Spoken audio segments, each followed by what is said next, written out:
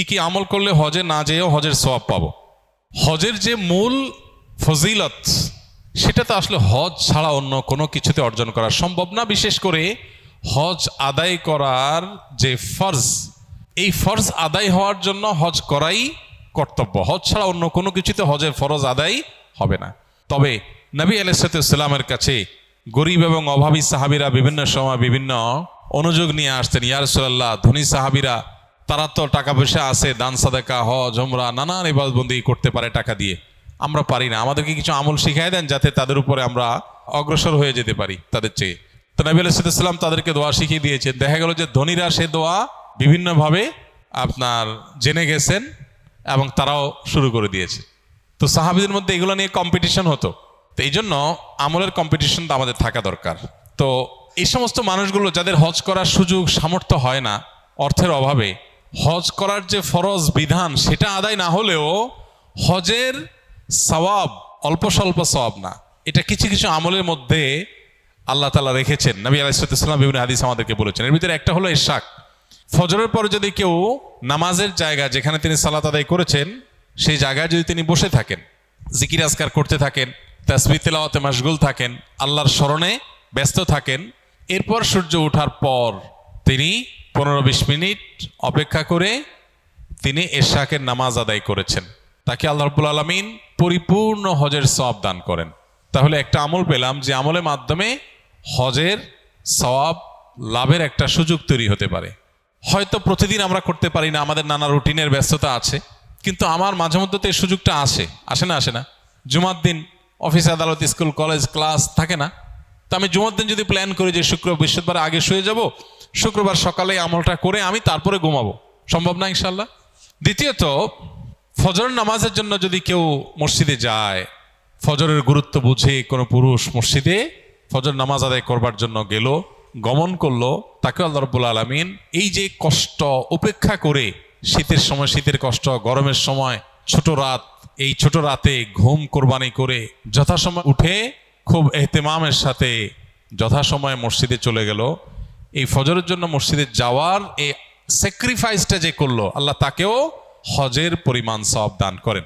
ঠিক একইভাবে ওমরাতুন ফি রমাদান তা'দিলু হাজ্জাহ, নবী আলাইহিস সালাম বলেছেন রমজানে যদি কারোর ওমরা করার তৌফিক হয় সেটা একটা হজের সমান হয়। এই জন্য নিয়ত করি, চেষ্টা করি, আল্লাহ যদি কখনো তৌফিক দেয়, টাকা পয়সার ব্যবস্থা করে দেয় আল্লাহ, ইনশাআল্লাহ রমজানে ওমরা করব।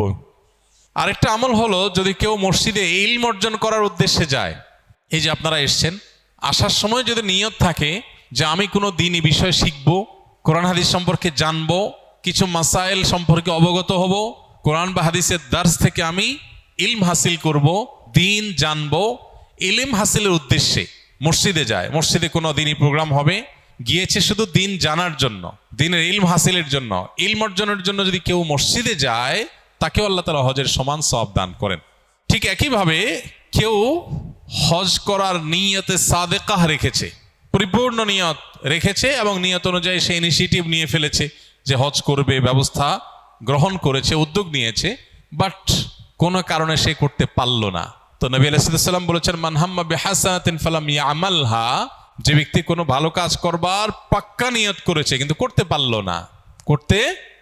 না, কোনো কারণে করা হয়ে ওঠে নাই, কিন্তু তার নিয়ত ছিল পাক্কা, চেষ্টা উদ্যোগ সবই করেছে, অনেকে টাকা পয়সাও জমায়, শেষ পর্যন্ত হয়ে ওঠে নাই। কিন্তু এই যে তার পাক্কা নিয়ত ছিল, চেষ্টা ছিল, উদ্যোগও গ্রহণ করেছে, শুধু মুখোমুখি নিয়ত না, এরকম সিরিয়াসনেস থাকার কারণে, উদ্যোগ থাকার কারণে সে হজ যদি করতে নাও পারে, যে কোনো কাজের ক্ষেত্রে এটা প্রযোজ্য, সেটা যদি করতে নাও পারে আল্লাহ তাকে তার সমান সওয়াব দান করেন। আরেকটা আমল হলো, এটা একেবারে হাদিসে আলাদা স্পষ্ট বলা আছে, নবী করিম সাল্লাল্লাহু আলাইহি সাল্লাম বলেছেন মান জাহাজা, যে ব্যক্তি প্রস্তুত করে দিবে কোনো গাজিয়ান, আল্লাহর রাহের কোনো যোদ্ধাকে, কোনো মুজাহিদকে, আল্লাহর রাহে জিহাদের জন্য বের হবে, তার জন্য যা ব্যবস্থা দরকার সেটা ব্যবস্থা করে দিয়েছে, আও হাজ্জান, অথবা কোনো হজ যাত্রীর হজে যাওয়ার ব্যবস্থা করে দিয়েছে, আল্লাহ কাউকে আর্থিক সঙ্গতি দিয়েছে, সে ব্যবস্থা করে দিয়েছে, অথবা কোনো রোজাদারকে ইফতার করিয়েছে, অথবা এই যে আল্লাহর রাহে জিহাদে গেল বা হজে গেল সেই মানুষগুলোর অগোচরে তাদের পরিবারের দেখভাল দেখাশোনা এটা করেছে। এই কাজটা আমরা অনেকেই করতে পারবো নাকি? যে হজে গেছে একজন, তার ফ্যামিলির লোকজনের যাতে অসুবিধা না হয় তাদের বলে রাখা যে কিছু হলে বলবেন, আমি খেদমত করতে রাজি আছি, চেষ্টা করলেন করার জন্য। এই কাজটা করা যায় না অনেক ক্ষেত্রে, আলহামদুলিল্লাহ। এটা অনেকটা টাকার উপর নির্ভরশীল না সব সময়। এই কাজগুলো যারা করবে, হাদিসে আসছে নবী আলাইহিস সালাম বলেছেন, তাদেরকে এই কাজগুলো করনেওয়ালারা করে যে সওয়াব পাবে, এই কাজগুলোর সহযোগিতায় নেমে সেই সওয়াব পাওয়া যাবে। তার মানে হজে যাওয়া ব্যক্তির ব্যবস্থা করে দিলে কিংবা তার পরিবারের দেখভালের দায়িত্ব নিলে এর মাধ্যমে আল্লাহ তাআলা হজের সওয়াব দিবেন ইনশাআল্লাহ। আল্লাহ আমাদের সবাইকে বাইতুল্লাহর হজ ছাড়া যেন মৃত্যু না দেয়। হজের ইবাদতের যে কি তৃপ্তি, কি স্বাদ, সেটা কোনো ভাষায় বর্ণনা করা যাবে না, কোনোভাবে বোঝানো সম্ভব না যে হজের ইবাদত কি তৃপ্তিময়। আল্লাহ যাকে তৌফিক দিয়েছে সে শুধু বলতে পারবে।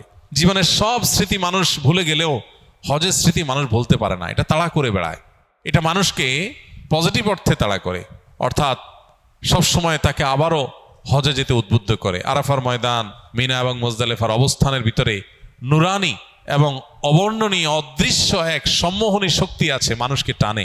রুহানি একটা অবর্ণনীয় উন্নতি হয়ে থাকে। তো আল্লাহ আমাদের সবাইকে সেই হজটা জীবনে একবার হলেও করার তৌফিক দান করো। বহু মানুষ আছে জীবনে চিন্তাও করে না। আমি একসময় চিন্তাও করি নাই যে আমার জীবনে কোনো হজের তৌফিক হবে। আলহামদুলিল্লাহ, আল্লাহ এখন তৌফিক দিচ্ছেন অনবরত। তো আল্লাহ কখন কাকে তৌফিক দিবেন সেটা আল্লাহ ফয়সালা করেন। আমরা নিয়ত করব, চোখের পানি ফেলবো, দোয়া করব। হজ যাত্রীরা হজে যাচ্ছে, আমরা যেতে পারছি না, আমরা দোয়া করব, আল্লাহ আপনি হজে যাওয়ার ব্যবস্থা করে দেন, আজকে নয় আবার অন্য কোনো সময়। আমি প্রথম হজে গিয়ে আরাফাতের ময়দানে আল্লাহ কাছে, আরাফাতের ময়দানের দোয়া মিস হয় না, দোয়া কবুল হয়। তো আমি আল্লাহ কাছে দোয়া করেছিলাম, আল্লাহ আমার আব্বা এবং আম্মার হজ করানোর আমার খুব ইচ্ছা, কিন্তু আমার সে শক্তি সামর্থ্য নাই, একজনকে করানোর টাকাও আমার কাছে নাই, আপাত দৃষ্টিতে সে টাকা আসার কোনো রাস্তাও নেই, কিন্তু তোমার খাজানায় তো অভাব নাই, আমি চাই তোমার কাছে তুমি ব্যবস্থা করে দাও। দোয়া করছি আমার কাছে হজ করাবার কোনো সামর্থ্য নাই, কিন্তু আমার খুব ইচ্ছা যে আল্লাহ আমার বাবা মা জীবদ্দশা আমি হজ করলাম, তাদেরকে হজ যেন করাইতে পারি। খুব দোয়া করলাম, খুব দোয়া করে আসলাম, দেশে আসলাম হজ করে। আসার পরে এক আল্লাহর বান্দা আমাকে বলতেছেন যে আঙ্কেল আন্টির কি পাসপোর্ট আছে? তাই বললাম না, থাকার কথা না, থাকলো আব্বার আছে মনে হয়, আমার থাকার কথা না। বলছে দুইটা একটু বানান, আমার একটু ইচ্ছা ওনাদের দুজনের হজ করার। ও প্রথমবার হয়েছে আব্বারটা শুধু। এরপরে আমেরিকা থেকে এক আল্লাহর বান্দি উনি বলতেছেন যে আপনার আব্বা আম্মাকে হজ করার আমার ইচ্ছা। অর্থাৎ দুইজন লোক, একজন শুধু আব্বারটা আর একজন আব্বা আম্মা দুইজনেরটা। এবং পরবর্তী হজ আসার আগে আগে দোয়া কবুল হয়ে গেছে। আবার অনেক সময় দোয়া কবুল হতে দেরি হতে পারে, তাতে কি? এই জন্য হজ করার তাড়া, ব্যথা, দরদ এটা অন্তরে লালন করতে হবে, দোয়া করতে হবে, চোখের পানি ফেলতে হবে। যখন মানুষ হজ করতে যাবে নিজের মধ্যে সে আগ্রহ জাগতে হবে, আল্লাহ গল্প দেওয়ার জন্য না, সেলফি তোলার জন্য না, আমি হজে যেতে চাই হজের সুফল পরিপূর্ণভাবে ভোগ করার জন্য, নিষ্পাপত্বের যে সওয়াব, যে ফজিলত, এটা অর্জন করবার জন্য। দোয়া করবো তো ইনশাআল্লাহ। আল্লাহ রাব্বুল আলামিন আমাদের সবাইকে বারবার, একবার না বারবার বাইতুল্লাহর জিয়ারতের তৌফিক নসিব করেন। আস-সুন্নাহ ফাউন্ডেশন, উম্মার স্বার্থে সুন্নাহর সাথে।